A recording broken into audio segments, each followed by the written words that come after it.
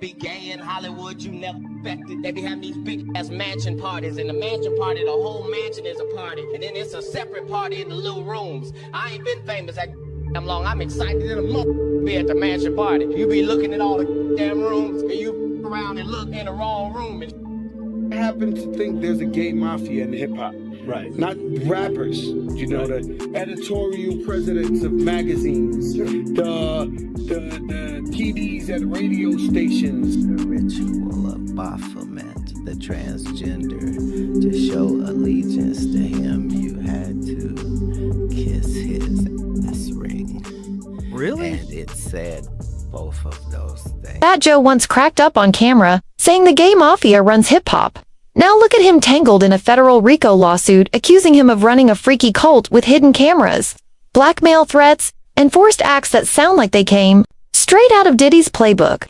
The dude suing him even claimed Joe learned all these dirty tricks from Diddy himself. And when you start digging deeper, it gets even nastier. Same lawyers, same court, same shady patterns, same hush, silence. But here's where it flips way before the blogs ever touch this mess. Cat Williams already tried to tell us. He sat with Joe Rogan and spilled everything. The rituals, the symbols, the dresses, the weird BFAT codes, Hollywood puppet masters, and the rise of the trans agenda. All pieces of some ancient playbook. Cat said the elites were running this circus right in front of us. And now look back at Joe, always loud, suddenly quiet. Same pattern, same power players, same crooked script. And if Cat was telling the truth about everything else, maybe this ain't just karma. Maybe it's punishment. Coming down hard? It all kicks off with a bombshell so loud most folks don't even know how to process it. On Coke Club, when Cat Williams pulled up, he didn't tiptoe, he kicked the door wide open. When he said, maybe you want to party, he wasn't just cracking jokes, he was pulling the curtain back on something way darker. A pattern, a power, structure and agenda in plain sight. But here's what most people missed. That clip wasn't just about Diddy. That was Cat firing the first warning shot, sending a signal to Hollywood that this so-called gay cabal wasn't finished with its games. Cat has always been the joker, dropping too much truth in his jokes. But in 2024, he ditched the clown act and came out swinging for real. The one thing Cat keeps calling out is those Hollywood rituals, BFAT codes, and the dresses they keep pushing on straight black men submission and obedience. This wasn't just some trendy industry nonsense to Cat. He saw it as initiation rites and psychological branding to turn people into puppets. And he was sick of watching it happen. Now flashback to Fat Joe in 2011. He's chilling on Vlad TV, looking relaxed while dropping something way too real for that era. It's owned. The hip-hop community is most likely owned by gay, to be honest with But you. you think there'll be... They're owned by gay. I happen to think there's a gay mafia in hip-hop. Right. Not rappers. You know, the editorial presidents of magazines, Sure. the PDs at radio stations, the people who give you award at award shows. This is a fucking gay mafia, man. Folks just laughed it off back then, calling Joe messy. But now that same Joe is locked in a lawsuit that could wreck everything he's built, and suddenly, no bodies. Laughing. The words Joe said back then might have been the very spark that set all of this in motion. They are in power. So why wouldn't a guy come out and say, yo, I'm gay, and get that type of love? I mean, Lady Gaga, I don't know if she's gay, but she running with that gay shit for real. And she is winning. So, Rap music, nah, it ain't no different. Everybody got somebody gay in their house, in their family. I'm not saying in their same house, but in their family, somebody got somebody gay. So I think it's 2011 going on 2012. I think if you're gay, rep yourself. Joe was untouchable, a Bronx legend with respect everywhere. But that moment painted a target on his back, and Cat was paying close attention. Later, Cat confirmed what many were scared to say. The industry has an invisible Salinga glass gatekeeping network that blocks you unless you play along. The gay mafia wasn't just about being gay. It was about allegiance, submission, and blackmail. And that's the part most people still aren't ready to face. It's all about who owns your silence and who's holding the dirt on you. Then, Fat Joe said what he said. Interview. You know, you got guys who I don't think are gay, but they painting their nails or they walking with Birkin bags, you know. Like it just seems like, yo, that's the way, you know, unfortunately, it's sad. You have originators, right? And then you have a lot of running with the swag or running with the style. And just like that, he put a target on his back. But here's where it gets deep and real disturbing. For years, folks brushed off Cat's talk about Hollywood rituals, calling it conspiracy talk. But when you start piecing together everything Cat's been saying, it all points to the same twisted game.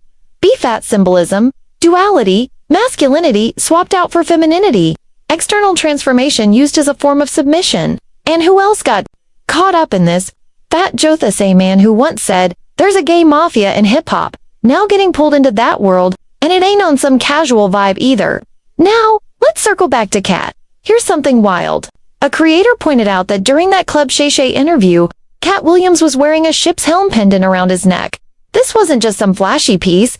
The ship's wheel is ancient symbolism. It stands for guidance, direction, and holding your own path even when everything around you is straight chaos. In Buddhism, it's tied to the wheel of Dharma, a symbol for right action, right speech, and right purpose. Cat Williams showing this helm, okay, during the times where we're all wandering, lost at sea, and he's saying, take your hands by the wheel, like take control of the wheel of your life. Like he's proudly demonstrating this to us, which again, everybody needs to start really getting into their spiritual journey, because this is a spiritual warfare that they're using. So when Cat showed up rocking that pendant, it wasn't about fashion, it was spiritual warfare.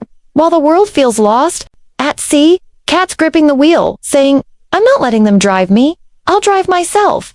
And when you line that up with everything he's been saying about industry control, it clicks. This wasn't random. It was coded. Then, on Joe Rogan, Cat dropped another bomb. He predicted that the trans agenda wouldn't just stay a political movement, it would be forced into every media outlet, and not to celebrate diversity, but to create chaos and confusion. I don't care how people feel about the ritual. It's about just following the ritual work. And so you can fool yourself into thinking there isn't one, but the evidence will be clear. So like when I be like, all these guys are wearing dresses. Everybody's like, oh, he keeps talking about people wearing dresses. No, it's not like that. Look at it from a different way. Look at it. Show me one person that ever wore a dress in Hollywood unsuccessfully. That's how you understand what a ritual is. It's a gender blur that lets Hollywood mess with identity and force people into self-submission. 20 years ago, I knew that transgenders was going to be a thing.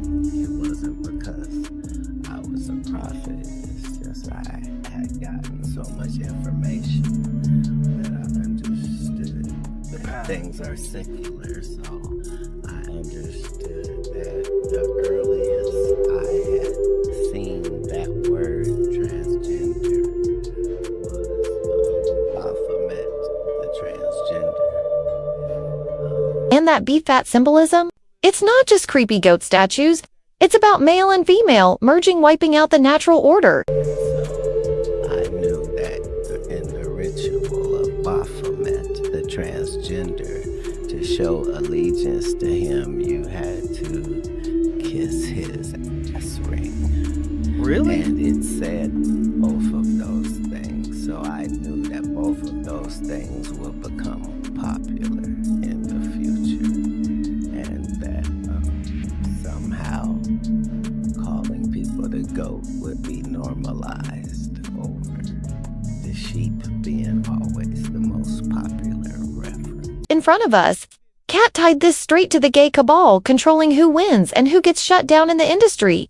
Now think about Fat Joe again, a man who used to run his mouth about gay control in hip-hop, suddenly going dead silent, suddenly hugging political causes, while getting hit with lawsuits that mirror the exact same patterns we've seen play out before. It starts to feel less like a coincidence and more like a correction. Cat didn't name-drop Fat Joe directly, but the message was loud. If you speak on the rituals, the cabal will handle you. And now Joe's getting handled. A multi-million-dollar RICO lawsuit dropped in federal court, and honestly, it's giving everything Cat Williams warned us about. New at noon, rapper Fat Joe is being accused of sex acts with minors in a $20 million lawsuit. The rapper's real name is Joseph Cartagena. The man described as his hype man, Terrence T.A. Dixon, claims Cartagena, quote, had coercive labor exploitation, financial fraud, sexual manipulation, violent intimidation, and psychological coercion, end quote. Well, in a statement, Fat Joe's lawyer said this is an attempt to deflect attention from the civil suit Fat Joe filed first against Dixon.